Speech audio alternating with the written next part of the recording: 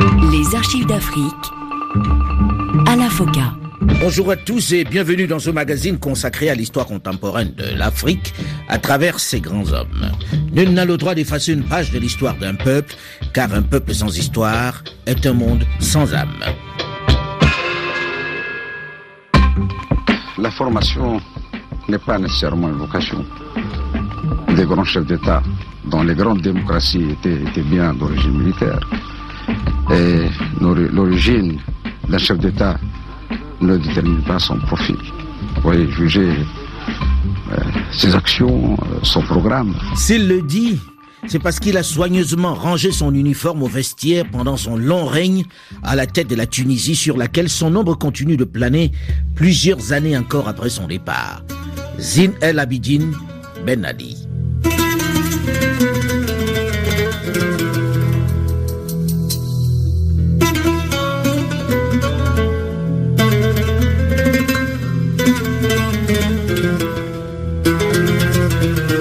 « 7 novembre 1987. Zine El Abidine Ben Ali, qui cumule depuis quelques jours la fonction de Premier ministre et de ministre de l'Intérieur, fait venir son ami Edi Bakouche, le ministre des Affaires sociales. Il convoque également 7 médecins, 5 civils et 2 militaires, des spécialistes neurologues, cardiologues et neuropsychiatres. À cette invitation nocturne sont également présents le président du Conseil de l'Ordre et la ministre de la Santé. Les 7 doivent statuer sur l'état de santé d'un malade, un patient très particulier dans la ville de Monastir, à 160 km au sud de Tunis. Et ce malade n'est autre que le combattant suprême, Habib Bourguiba, 84 ans et premier président de la République tunisienne au pouvoir depuis 1956. Les médecins, qui ont déjà tous eu le président comme patient, sont invités par le nouvel homme fort Ben Ali à signer un avis médical d'incapacité le concernant. Amor Chadli, médecin personnel de Bourguiba qui le rencontre quotidiennement, ne fait toutefois pas partie des signataires. Le professeur Anabi, un des neurochirurgiens qui participe à cette réunion. Nous, sous-signés, certifions avoir été requis ce jour par le procureur général de la République afin de donner un avis médical autorisé sur l'évolution actuelle de l'état de santé physique et mental de M. Habib Bourguiba, président de la République. Après concertation et évaluation, nous constatons que son état de santé ne lui permet plus d'exercer les fonctions inhérentes à sa charge. À 5h30, l'heure où Bourguiba se lève, Ben Ali décroche son téléphone et appelle directement le président. Il lui annonce calmement qu'il vient d'être destitué. Une demi-heure plus tard, le nouveau chef de l'État fait une courte allocution à la radio nationale Tunis, dans laquelle il explique les raisons de sa prise de pouvoir.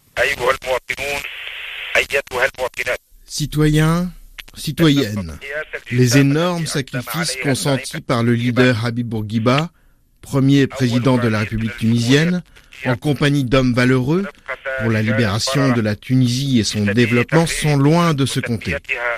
C'est pour cette raison que nous lui avons voué affection et estime et œuvré de longues années durant sous sa direction avec confiance, fidélité et abnégation, à tous les niveaux, dans les rangs de notre armée nationale et populaire et au sein du gouvernement.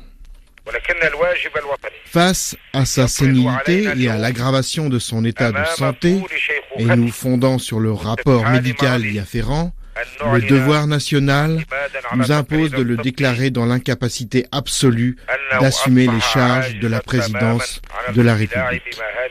De ce fait, et en application de l'article 57 de la Constitution, nous prenons en charge, avec l'aide du Tout-Puissant, la présidence de la République et le commandement suprême de nos forces armées.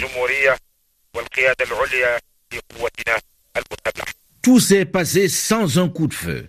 Un léger dispositif de sécurité est installé au point névralgique de la capitale, siège de la radio-télévision, ministère de l'Intérieur. Mais la prise de pouvoir du Premier ministre se déroule sans effusion de sang. À 15h, Ben Ali se rend à l'Assemblée nationale où il est acclamé par les députés, puis prête serment sur le Coran.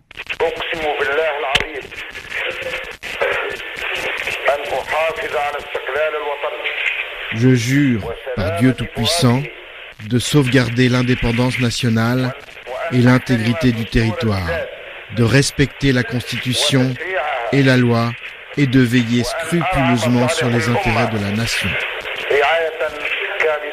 Ainsi, le général devient à 51 ans le second président de la Tunisie.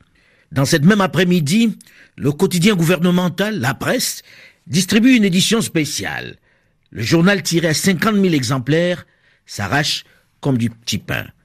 Dans les manifestations de soutien, on scande même ni sang ni cartouche, Zine et Bakouche.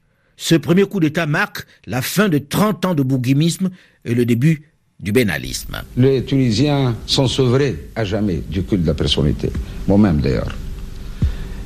Bien sûr, il est difficile de se débarrasser de certaines traditions qui durent depuis des années. Quant à moi, je reste vigilant.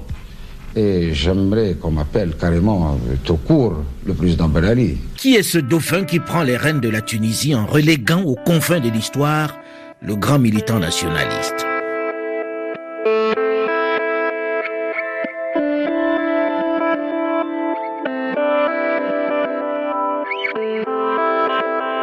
Zine El Abidine Ben Ali voit le jour le 3 septembre 1936 à Hammarsous, une ville côtière du nord de la Tunisie. Il est le quatrième d'une famille modeste de 11 enfants. Son père est un court moment gardien du port de Sousse. Zine El Abidine, qui signifie littéralement la beauté des croyants, va effectuer ses études secondaires au lycée de garçons de sa ville natale. Il a pour camarade Eli Bakouche, qui deviendra plus tard son premier ministre. Il n'obtiendra pas son baccalauréat, mais il intègre les structures locales du Néo-Destour, le parti indépendantiste dirigé par Habib Bourguiba.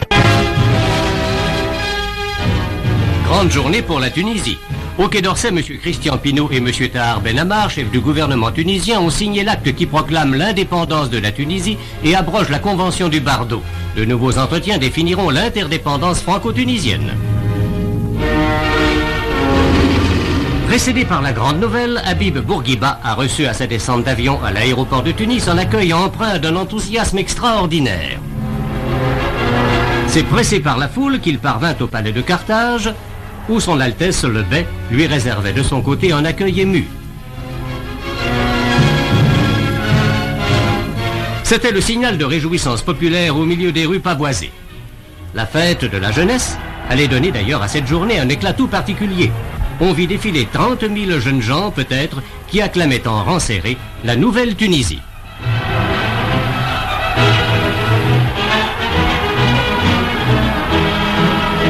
Ce 20 mars 1956, donc, la Tunisie accède à l'indépendance après 75 ans de protectorat français. Dès le mois d'avril, Habib Bourguiba, de retour d'exil, forme un gouvernement. C'est dans ce climat d'euphorie et de renouveau que le jeune Zine El Abidine Ben Ali est choisi par le parti Néo-Destour pour une formation militaire en France. Il s'agit de former les nouveaux officiers de la jeune armée. Son nom est proposé dans cette liste par son ami Eli Bakouche. Mon ami le plus proche dans la résistance m'a dit qu'il avait convaincu le secrétaire de la cellule d'inclure Ben Ali. Et ça, il me l'a dit en face des parents de Ben Ali. À Tunis, de nombreuses personnalités, parmi lesquelles le général Barry, représentant son Altesse le Bey, ont assisté au départ de 107 élèves officiers tunisiens qui vont suivre les cours de l'école militaire française de Saint-Cyr. Une étape de 2 jours à Paris avant de gagner l'école interarmes devait permettre aux jeunes Tunisiens de faire connaissance avec la capitale française qu'ils ont notamment parcourue en suivant la Seine à bord d'un bateau-mouche. À Saint-Cyr, les élèves officiers retrouveront 200 jeunes Marocains qui suivent déjà les cours de l'école. Zine El Abidine Ben Ali est donc en cette année 1956 à l'école militaire de Saint-Cyr. Ben Ali. C'est ici que j'ai reçu et parfait ma formation. Mais c'est surtout ici que j'ai appris le sens de la discipline, de la méthode et de la rigueur. Saint-Cyr lui ouvre la voie royale pour la carrière militaire puisque Ben Ali rejoint l'école d'application de l'artillerie de Chalon-sur-Marne avant de s'envoler pour les États-Unis d'Amérique où il suit les cours de la Senior Intelligence School de Fort Hall Harbor dans le Maryland. Il va se retrouver ensuite à la School for Field and Anti-Aircraft de Fort Bliss aux États-Unis. Il va également acquérir un diplôme d'ingénieur en électronique.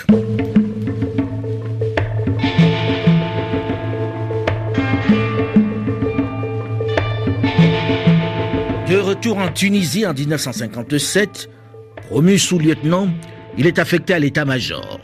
Célibataire, il est logé dans un bâtiment tout proche du ministère de la Défense, servant de messe pour les jeunes officiers.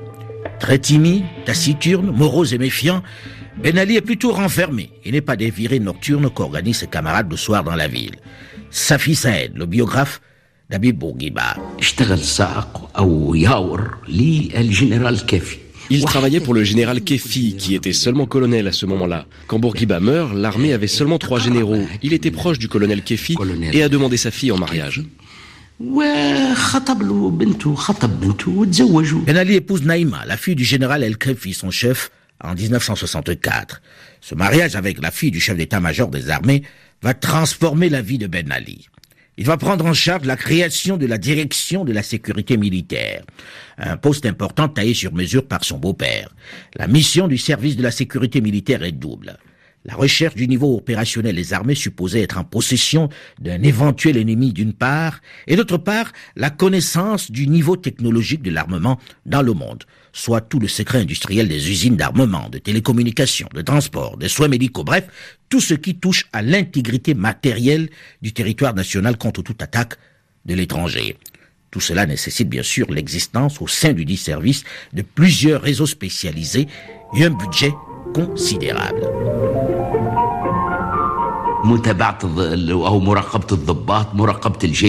Il surveillait les officiers et l'armée. Après tout, dans le tiers-monde, c'est ça le travail des services secrets. Dans les années 60, c'est tout ce qu'ils font. Ben Ali va diriger ce service pendant 10 ans.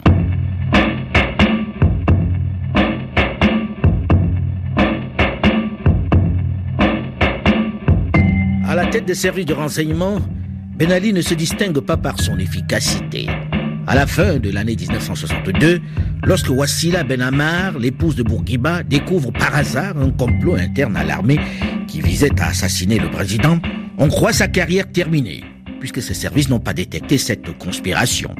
Et pourtant, Bourguiba, qui fait fusiller les putschistes, ne va pas écarter le chef des services Ben Ali. Eli Bakouche, son ami. Il faisait ce qu'il disait et n'était pas très sociable. Il vous écoutait attentivement, mais ne parlait pas beaucoup. Il n'était pas très cultivé, mais tous les ministres voulaient le garder. Ahmed Mestiri, ancien ministre de la Défense de Bourguiba. Quand vous parliez avec lui, sa vision étroite faisait que vous ne pouviez pas échanger des idées.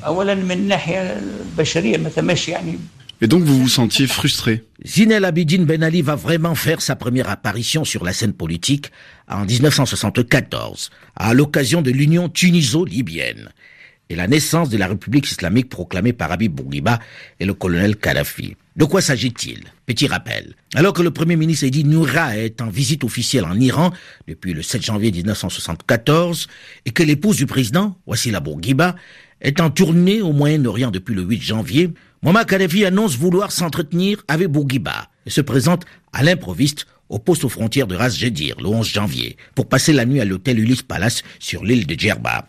À l'arrivée de Bourguiba à l'hôtel, le lendemain matin, Kadhafi lui demande un entretien en tête-à-tête, ce qui suscite l'inquiétude de certains ministres en raison de l'état de santé de Bourguiba et du mystère entretenu par Kadhafi. 1 heure plus tard, Mohamed Masmoudi, ministre des Affaires étrangères tunisien, se voit remettre une déclaration écrite de la main de Kadhafi, annonçant que les deux dirigeants s'engagent à fusionner leurs deux nations en un État unique baptisé République arabe islamique. Celle-ci est supposée avoir une seule constitution, une seule armée, un seul président, un seul drapeau et les mêmes pouvoirs législatifs, exécutifs et judiciaires. Des référendums sont prévus le 18 janvier dans chacun des deux pays pour se prononcer sur cette question.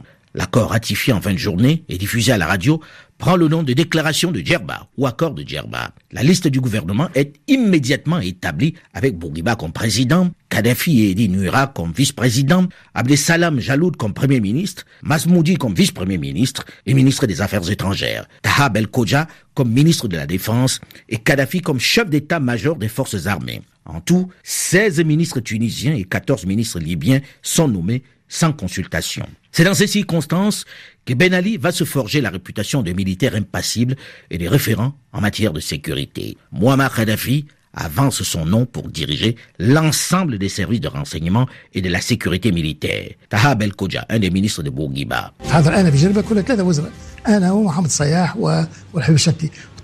J'étais présent ce jour-là, avec Mohamed Saya et Habib Charti. Nous étions assis pour signer la déclaration de la République unifiée. Kadhafi a sorti un bout de papier de sa poche. Même Bourguiba ne s'y attendait pas et a seulement fait quelques remarques. Sur la liste, Zine Ben Ali était en charge de la sécurité militaire des deux armées. Passés les premiers moments de surprise, le projet d'union va très vite être rejeté par les personnalités tunisiennes. Elles utilisent délicatement les textes juridiques pour repousser cette offensive de Muammar Kadhafi. L'union n'aura eu qu'une éphémère existence. Mais les interrogations vont se multiplier sur les relations réelles entre Ben Ali et Kadhafi. Safi Saed, le biographe d'Habib Bourguiba.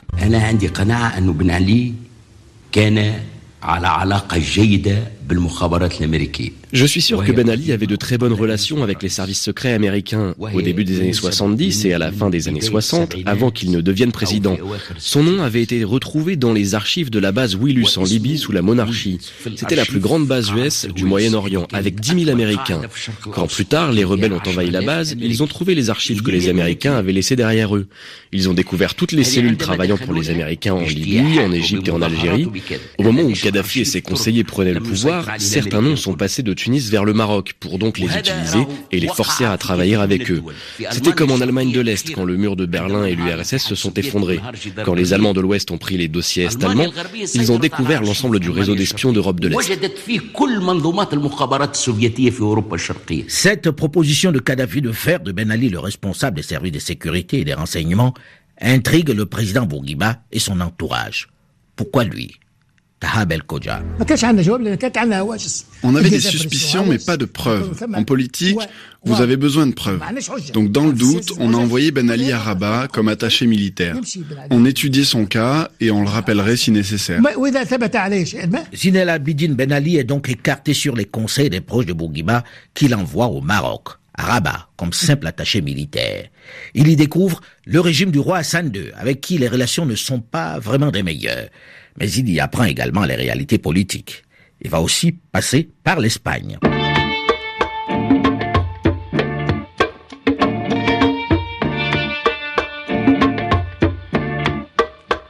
Zine El Abidine Ben Ali revient au pays en 1978 à la faveur de la nomination de Mohamed Nzali comme ministre tunisien de la Défense.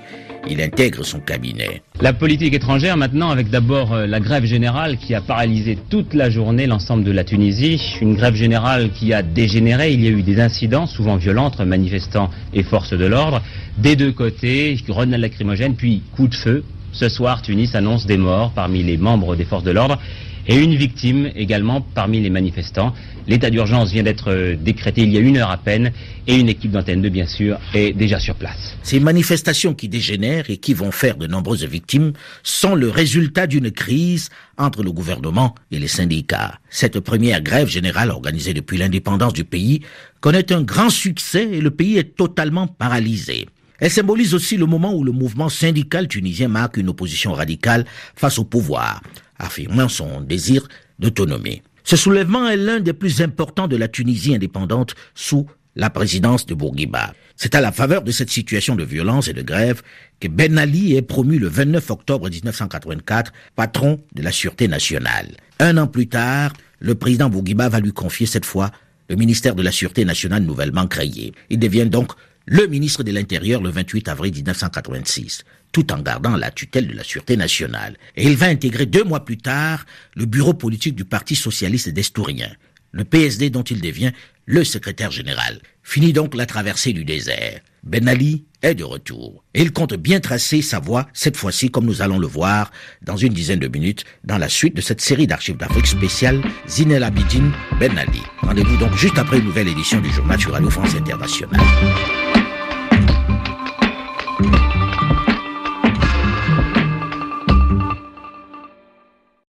Appelez-nous, exprimez-vous. Les archives d'Afrique à la FOCA. Bonjour et bienvenue à tous ceux qui nous rejoignent seulement maintenant dans la seconde partie de ce magazine consacré à l'histoire contemporaine de l'Afrique à travers ses grands hommes. Nul n'a le droit d'effacer une page de l'histoire d'un peuple, car un peuple sans histoire est un monde sans âme. C'est ici que j'ai reçu et parfait ma formation. Mais c'est surtout ici que j'ai appris le sens de la discipline, de la méthode et de la rigueur.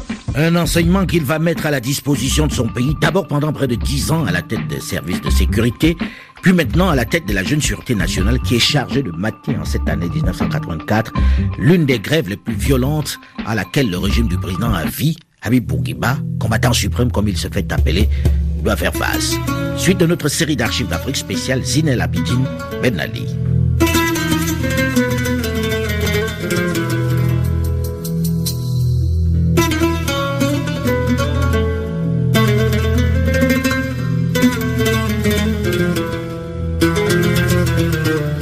La politique étrangère maintenant, avec d'abord la grève générale qui a paralysé toute la journée l'ensemble de la Tunisie. Une grève générale qui a dégénéré. Il y a eu des incidents, souvent violents, entre manifestants et forces de l'ordre. Des deux côtés, grenades lacrymogènes, puis coup de feu. Ce soir, Tunis annonce des morts parmi les membres des forces de l'ordre et une victime également parmi les manifestants. L'état d'urgence vient d'être décrété il y a 1 heure à peine et une équipe d'Antenne 2, bien sûr, est déjà sur place. Ces événements qui font des centaines de victimes, qui sont les plus chauds que connaît le régime d'Habib Bourguiba, offrent l'occasion à l'enfant de Hamam Sous, depuis quelque temps écarté du pouvoir, de revenir sur le devant de la scène. Ce que la presse va baptiser les événements du Jeudi Noir vont lui offrir l'occasion de prendre en charge la sûreté générale. Safi Saed, le biographe d'Habib Bourguiba.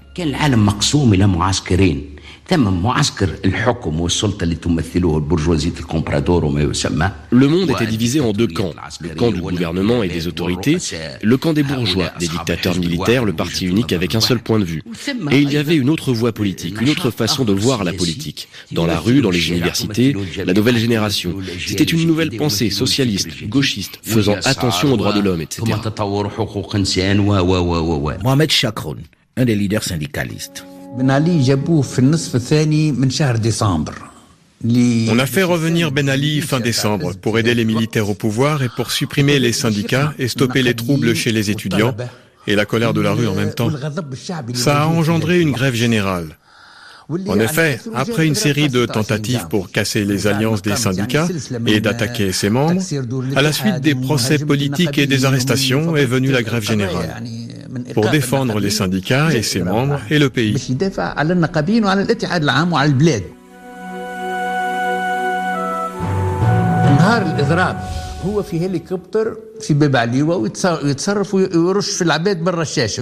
Le jour de la grève, il était à Bab Alewa.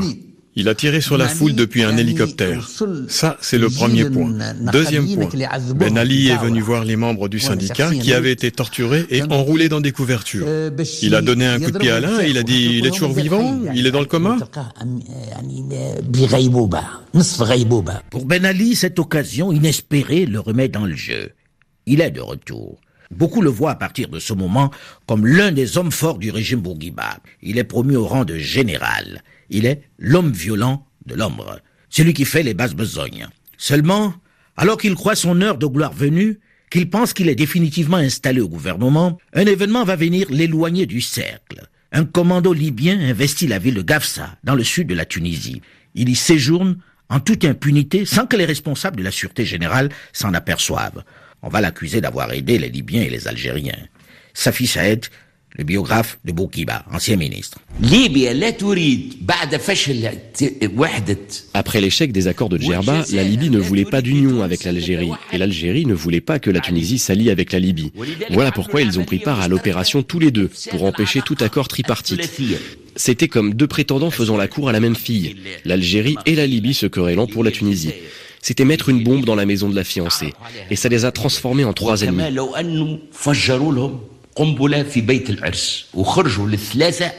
L'armée va s'occuper de cette affaire et certains assaillants, certains membres du commando vont être exécutés. Quel rôle a joué Ben Ali dans cette affaire? Était-il de connivence avec la Libye dans cette opération? Beaucoup d'interrogations qui vont amener le président Bourguiba à le limoger. Il est envoyé en mars 1980 à Varsovie, en Pologne, comme ambassadeur. L'épouse de Bourguiba lui fera une remarque sarcastique. Tu l'envoies dans un endroit où il va apprendre à planifier les putschs. Il faut dire que la clairvoyance de Wassila est notable puisque Ben Ali arrive en Pologne dans une période particulièrement agité. Tout avait commencé, vous vous en souvenez, par des grèves cet été en Pologne, et notamment dans la région de Gdansk. C'était le début du combat que les travailleurs polonais devaient livrer, emmenés presque aussitôt par Lech Wałęsa, dans le but de desserrer les taux et d'obtenir des améliorations sensibles de leurs conditions de travail, notamment plus de liberté, un plus grand accès aux moyens audiovisuels, des salaires accrus et une meilleure indépendance à l'égard des pouvoirs publics. Voici les dates clés de cette lutte rappelées par Bernard Rapp. Tout commence ici, au chantier Lénine à Gdansk. Les 17 000 ouvriers des chantiers navals se mettent en grève pour protester contre le licenciement d'une de leurs camarades. Le mouvement est lancé coup sur coup, les grévistes dénoncent les syndicats officiels, les difficultés d'approvisionnement et le manque de démocratie. Les autorités ne mesurent pas encore l'ampleur du mouvement. Le 16 août, création à Gdansk d'un comité de grève interentreprises qui élabore un cahier de revendications en 21 points. Un homme fait son apparition sur le devant de la scène sociale, Lech Wałęsa, 37 ans. Il devient le symbole de la contestation, la grève s'organise, la plus grande partie des ouvriers de Gdansk rejoignent le mouvement qui essaime rapidement dans tout le pays. 18 août, les négociations entre le futur syndicat Solidarité et les autorités débutent. Très vite, c'est la rupture et la grève générale se développe dans toute la région de Gdansk. Ce modèle polonais va inspirer de nombreux leaders africains. Ils voient comment un syndicat peut faire vaciller un système. Ben Ali est aux premières loges pour assister à la répression de ces travailleurs qui luttent pour la démocratie. Mohamed Chakroun, leader syndicaliste tunisien. C'était une formidable opportunité pour lui d'apprendre comment résiste un syndicat et résoudre le problème. Quand vous voyez ce qu'il a fait plus tard, quand il est revenu, il a initié les procès politiques des membres des syndicats et de l'opposition en général.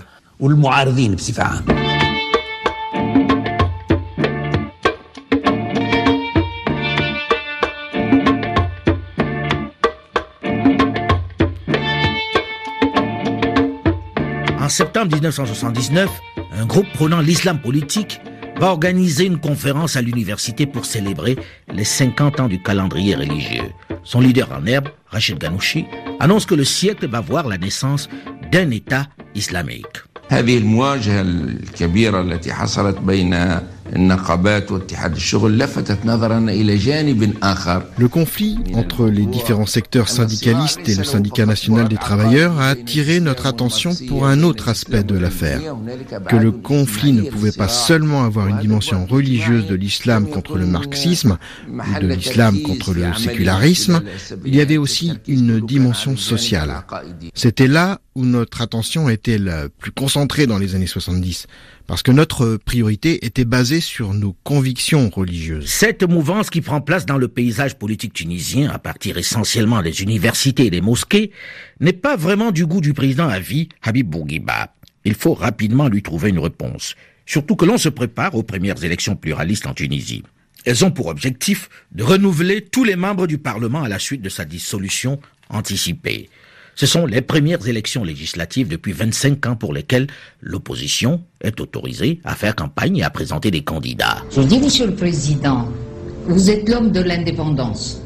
Aujourd'hui, soyez l'homme de la démocratie. Taha Belkoja, ancien ministre de Bourguiba. Et le président a acquiescé tout de suite quand on lui a expliqué que ça ne pourrait que faire évoluer l'État, que faire évoluer le pays, que la structure de l'État en tant que telle reste la même. Et là, il a eu les formations politiques qui se sont constituées et qui ont participé aux élections. Mais malheureusement, le jour des élections, on avait vu que Tunis balançait de l'opposition et on a déterminé alors, le Premier ministre et le ministre de l'Intérieur sont allés déterminer le président pour lui dire il y a un raz-de-marée de l'opposition, on ne peut pas lâcher, il faut revenir à la tradition. C'est la tradition du 99%. Tout le monde était d'accord là-dessus. Moi-même, j'étais au bureau politique, j'étais au gouvernement. On avait rempli les urnes, on avait fait des problèmes dans les réunions électorales. Et le ministère de l'Intérieur, qui à ce moment-là a donné les résultats des élections, elle avait donné les résultats qu'il voulait. Les résultats proclamés par le ministre Driss Guiga marquent une victoire écrasante du parti au pouvoir. Le Front National, constitué par le Parti Socialiste d'Estourien, PSD, et l'Union Générale des Travailleurs Tunisiens, l'UGTT, totalisent à eux seuls 94% des suffrages, alors que 3 formations de l'opposition n'obtiennent pas de représentation au Parlement. Mais les mouvements de l'opposition ont pris date. C'est dans ce climat qu'intervient la plus grosse alerte à son régime, les émeutes du pain. À la fin de 1983, la baisse des prix du pétrole fait chuter les recettes de l'État tunisien déjà aux prises avec une hausse des dépenses. Pour contrer l'augmentation de la dette, le Fonds monétaire international exige un plan d'austérité. Dans une situation difficile, le gouvernement décide de sabrer dans les subsides alimentaires, un système coûteux qui en 1983 constitue 3,1% du produit intérieur brut et 10% du budget de l'État. De plus, ce système favorise autant les classes nanties que les pauvres. Annoncé le 29 décembre 1983, la décision du gouvernement entraîne une hausse immédiate du prix du pain et de la farine. Cette hausse, la première en 15 ans, frappe directement les pauvres, soit 20% des Tunisiens qui vivent essentiellement dans les bidonvilles. Mansour Mouala, un ancien ministre de Bourguiba. En 1982, l'inflation était pour la première fois proche des 14%. Ça n'était jamais arrivé auparavant. Face à cette hausse des prix, le sud du pays, désertique et particulièrement pauvre, est témoin des premières émeutes qui s'étendent ensuite vers le nord. Les émeutiers sont essentiellement des jeunes et des paysans pauvres, des travailleurs saisonniers ou des chômeurs. Ils sont appuyés par les étudiants qui déclenchent une grève de solidarité. Les policiers sont débordés et le président Habib Bourguiba proclame l'état d'urgence. L'armée intervient avec des blindés et rétablit l'ordre le 5 janvier. Le bilan, plus de 150 morts et des centaines de blessés. Le lendemain, Bourguiba annonce l'annulation de la hausse du prix du pain et de la farine. La hausse du prix du pain, de la farine et des macaronis, non à ces augmentations. Aussitôt après cette annonce, des groupes de jeunes gens descendent de la Médina. La foule grossit et laisse éclater sa joie. Des dizaines de milliers de jeunes acclament le président Bourguiba. C'est sans doute cela même qui, il y a 3 jours, avait cassé la ville. Ces femmes crient leur joie. Le prix du pain a été aussitôt rétabli dans les boulangeries. Rapidement, on assiste à des scènes de fraternisation entre la population et les soldats.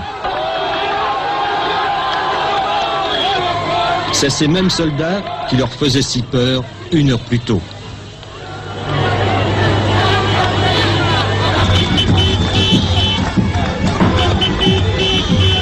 Mais l'image d'une Tunisie stable est ébranlée.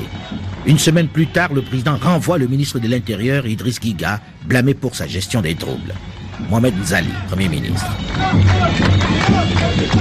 C'était une fin de règle. C'était vraiment très... Je n'ose pas dire pestilentiel, mais c'était malsain. Je voyais des petits groupes qui tournaient autour de lui, de plus en plus affolés, de plus en plus armés les uns contre les autres. Une atmosphère très malsaine. On faisait changer d'humeur, on faisait changer d'avis dans la journée, dans la semaine ou dans le mois. Et ça, bien entendu, ça créait beaucoup d'inquiétude un peu partout. On se demandait jusqu'où nous avions allé. On a arrêté des gens pour des affaires commerciales alors qu'il n'y avait pas de les arrêter. Je l'ai dit. On lui a tout de suite dit que je protégeais des voleurs. Cette crise met d'ailleurs en évidence la lutte pour le pouvoir entre Idriss Guiga, que l'on débarque, et le Premier ministre Mohamed Zali, successeur pressenti de Bourguiba.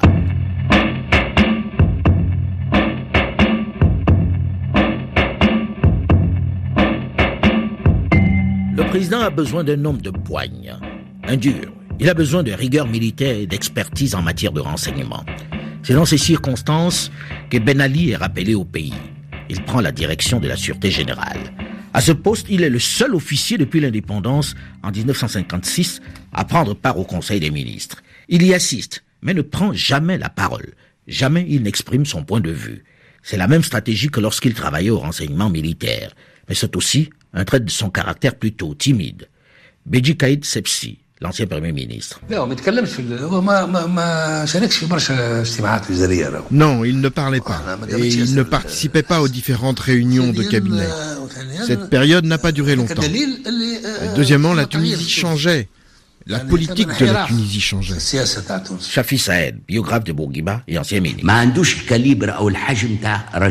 Il n'avait pas la carrure d'un chef d'État, il était un haut serviteur de l'État. Petit à petit, il est devenu directeur de la sécurité, avec l'ancienneté et en manœuvrant. Il n'était pas un homme de décision, ou quelqu'un pouvant planifier une méthode ou une politique. Quand est-ce qu'il a pensé devenir président ou quelqu'un d'important dans le pays? Quand les autres ont pensé qu'il pouvait. Ben Ali prend conscience qu'il faut qu'il durcisse le ton, qu'il change la sécurité du régime. Il va éloigner un certain nombre de collaborateurs qu'il juge trop tendres, pas assez durs avec les syndicalistes. Mohamed Chakroun, leader syndicaliste. Il a pris la décision de supprimer les grèves. Il a accusé les leaders syndicalistes de violence, d'actes immoraux et de vol. Il y avait plein d'accusations. Edi Bakouche, ami de Ben Ali et membre du gouvernement, ancien premier ministre du gouvernement tunisien. Il était personnellement responsable des arrestations et des procès. Mais les politiciens approuvaient sa méthode, donc ce n'était pas évident. En fait, les gens associaient les arrestations des leaders Hedi Mouira et en 68 celle de Bzali à la révolte du pain. Mais ils n'en savaient pas plus. Pour eux, en fait, les soldats obéissaient juste aux ordres. Mohamed Chakroun, leader syndicaliste. Il est venu et a frappé les membres du syndicat. Certains ont été arrêtés par la police, certains ont été pris dans les locaux même du syndicat. C'était le rôle des membres nobles, comme Mohamed Bzali les appelait. L'autre cible de Ben Ali dans sa démarche pour étouffer la colère qui gronde est la presse. Slaheddine Jourchi, ancien membre du groupe islamiste. Parce que les médias et les ONG pour les droits de l'homme jouaient le rôle de témoins. Ils ont découvert ce qui se mettait en place politiquement. Et Ben Ali, lui, il voulait continuer sa politique derrière la scène, sans rendre de compte à personne. L'un après l'autre, il va fermer les médias. Les mouvements des droits de l'homme aussi sont interdits. Saadetdine Zmerli, le président de la Ligue des droits de l'homme. Pour la première fois dans ce pays, il y avait de la torture, des assassinats, etc. L'une des principales préoccupations du régime à cette période est la montée de l'islamisme, dont le leader n'est autre que Rachid Ghannouchi, l'émir d'un puissant mouvement islamique. Ben Ali va l'inviter à prendre une tasse de thé avec lui dans son bureau au ministère de l'Intérieur. Le prétexte pour l'invitation était « Pourquoi n'allez-vous pas à l'université ?» C'était une forme d'avertissement. Ce n'était pas permis d'aller à l'université, de se mêler aux étudiants et de leur parler. Donc j'ai expliqué que l'université était une partie du territoire tunisien. Il n'y avait pas de loi m'interdisant de visiter des institutions dans le pays. Ceci est un avertissement clair. Ben Ali est préparé pour une lutte sans merci contre le mouvement islamiste qui grossit au sein de l'université, mais également dans les quartiers populaires et à l'intérieur du pays. Ghannouchi va d'ailleurs rapidement revenir au ministère de l'Intérieur, mais cette fois-ci, pas dans le bureau de Ben Ali, mais plutôt dans la prison humide qu'abrite le bâtiment. J'ai été arrêté parce que j'insistais pour renseigner dans la mosquée. Et l'État a insisté sur le fait que c'était interdit pour moi de faire ça. Cette arrestation du chef du groupe islamiste est l'étincelle qui va mettre le feu aux poudres en cette année 1984. Mais elle est aussi l'occasion inespérée pour Zine El Abidine Ben Ali de s'illustrer sur la scène sécuritaire et politique tunisienne, comme nous le verrons la semaine prochaine dans la suite de cette série d'archives d'Afrique que nous lui consacrons. Mais en attendant, vous pouvez évidemment d'ores et déjà réécouter cette émission sur le site du RFI à la rubrique Les émissions ou sur le site archivesdafrique.com ou tout simplement sur votre portable, votre téléphone, en téléchargeant gratuitement l'application Archives d'Afrique sur Google Play ou sur iOS.